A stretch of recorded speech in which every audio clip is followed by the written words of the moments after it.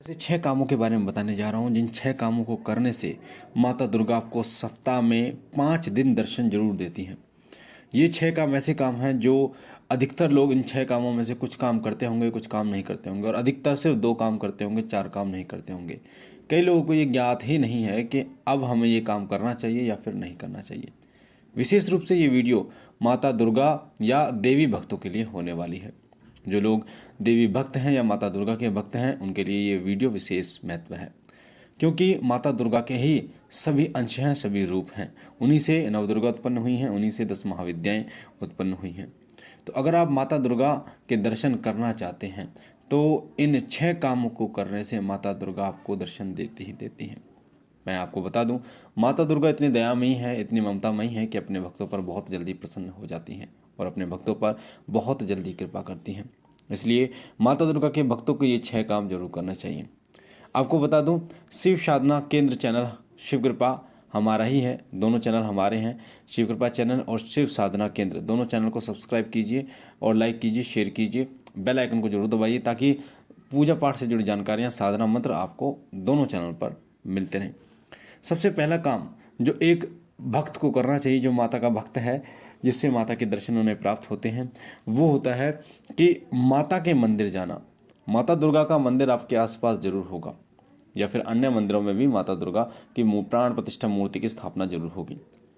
तो आप चाहते हैं कि माता आपको दर्शन दें तो आपको माता के मंदिर जरूर जाना चाहिए।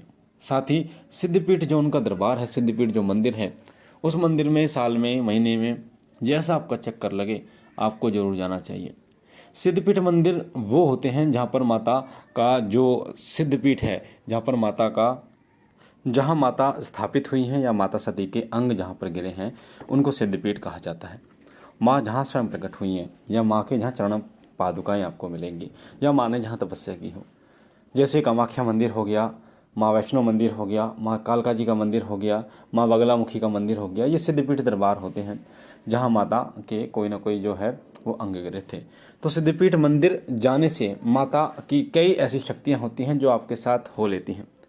यानी मंदिर जाने से वहाँ की जो शक्तियाँ हैं, माता की जो शक्तियाँ हैं, माता जी को जो अंश हैं वो आपके साथ आ जाते हैं। माता जी के जो सेवक हैं, दूत हैं, वीर हैं, वो आपके साथ आ जाते हैं और आपके कार्यों को करते हैं, जिससे माता के अनुभव आपको होते हैं और आपके कार्य बनते हैं। दूसरा काम आपको करना चाहिए कि आपको कम से कम ब्रह्म मुहूर्त में उठकर पूजा करें, वरना 8 बजे, सुबह 8 बजे से पहले पूजा जरूर कर लें और पूजा में आरती जरूर करें। आरती का एक विशेष महत्व होता है। आरती करने से पूजा का पूर्ण फल आपको प्राप्त होता है और आरती करने से देवी शक्तियाँ आपकी तरफ आकर्षित होती हैं उस समय पर। इसलिए ब्रह्म मुहूर्त में अगर आप पूजा कर सकें तो सबसे अच्छी बात है, वरना सुबह 8 बजे से पहले पूजा पूरी कर लेनी चाहिए। इससे माँ जगदम्बा के अंश आपको प्राप्त होते हैं, माँ जगदम्बा की ऊर्जा आपको प्राप्त होती है। ये वो समय होता है जिस समय पर देवी शक्तियाँ जागृत होती हैं।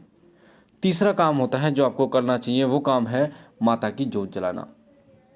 माता दुर्गा की देसी घी की जोत जलाई जाती है, उधर माता काली की सरसों के तेल की जोत जलाई जाती है। तो सभी देवी देवताओं का अपना अपना एक महत्व होता है। माता की सरसों की तेल की जोत जलाई जाती है, माता काली की, और माता दुर्गा की देसी घी की। तो अगर आप माता दुर्गा के दर्शन करना चाहते हैं, उन्हें प्रसन्न करना चाहते हैं, तो देसी घी की जोत माता की जरूर जलाएं। कई लोग ये प्रश्न कर सकते हैं कि गुरुजी देसी घी मिलता नहीं है। तो ज़रूरी नहीं है कि गाय का, भैंस का, या आप जहाँ भी जो भी उपलब्ध हो आपके पास दुकान से देसी घी, वो आप लेके आप जला सकते हैं देसी घी की जोत माता की। और जोत जितनी देर जले उतनी देर बहुत अच्छा रहता है, उतनी देर माता का जो दिव्य प्रकाश है वो आपके घर में रहता है। कई लोग छोटा सा दीपक लेते हैं, वो आधे घंटे 1 घंटे जोत जलती है, उसका कोई महत्व नहीं होता। कम से कम 5 से 6 घंटे जोत आपकी जरूर जलनी चाहिए, सुबह भी और शाम भी। यानी कि सुबह शाम मिला के 12-13 घंटे, 14 घंटे, 15 घंटे जोत आपकी जरूर जलनी चाहिए। और जो उनका विशेष दिन होता है, जैसे माता दुर्गा का शुक्रवार का दिन है, माता काली का शनिवार का दिन है, भोले बाबा का सोमवार का दिन है, उस दिन कोशिश करें कि पूरे दिन आप जोत जलाएं। जब सुबह जोत आप खड़ी करें तो शाम तक वो जोत जले, उसमें घी डालते रहें, रात तक वो जोत जलाएं, ताकि माता की जो है वो भारी मात्रा में ऊर्जा आपको प्राप्त हो, उनकी शक्ति आपके घर में वास करे। तो ये चौथा काम है जो आपको करना चाहिए। 5वां काम है माता के मंत्र का जप आपको जरूर करना चाहिए। माँ दुर्गा के जो मंत्र हैं वो बहुत शक्तिशाली मंत्र हैं, और माँ दुर्गा का जो बीज मंत्र है दुम, ये बीज मंत्र बहुत शक्तिशाली है और बीज मंत्रों की महिमा ही एक अलग है। इसलिए माता दुर्गा के बीज मंत्र दुम का प्रयोग आपको करना चाहिए, जप करना चाहिए जरूर। और माता का एक और मंत्र है ओम दुम दुर्गाय नमः, इस मंत्र का भी जप आप कर सकते हैं। इन दोनों में से किसी एक मंत्र का जप जरूर करें, एक माला सुबह और एक माला शाम। पांचवा काम जो है वो आपको करना चाहिए, वो काम है सोते समय। जब आप सो रहे होते हैं और सोने से जस्ट पहले, आधा घंटा पहले, 15 मिनट पहले, आप माता से दुम बीज मंत्र का जप करके माता से प्रार्थना करें, हे माँ जगदम्बा, मैं आपका सेवक हूँ, आपके चरणों का दास हूँ, मुझसे जो भी सेवा हो रही है छोटी मोटी उसे स्वीकार कीजिए और मुझ पापी अधर्मी पर अपनी कृपा कीजिए, मुझे अपने चरणों में स्थान दीजिए, मुझे दर्शन दीजिए। इस प्रकार बोलकर जब आप सोते हैं और दुम जो बीज मंत्र है इसका 11 बार जप करके इस प्रार्थना को करते हैं तो माता के दर्शन आपको होते ही होते हैं। और माता के दर्शन किन किन रूपों में होते हैं वो आगे आपको मैं बताऊंगा। साथ ही छठा जो काम है वो आपको करना चाहिए, वो है माँ को शुक्रवार को भोग जरूर लगाएं। माँ का जो वार होता है वो शुक्रवार होता है, माँ दुर्गा का।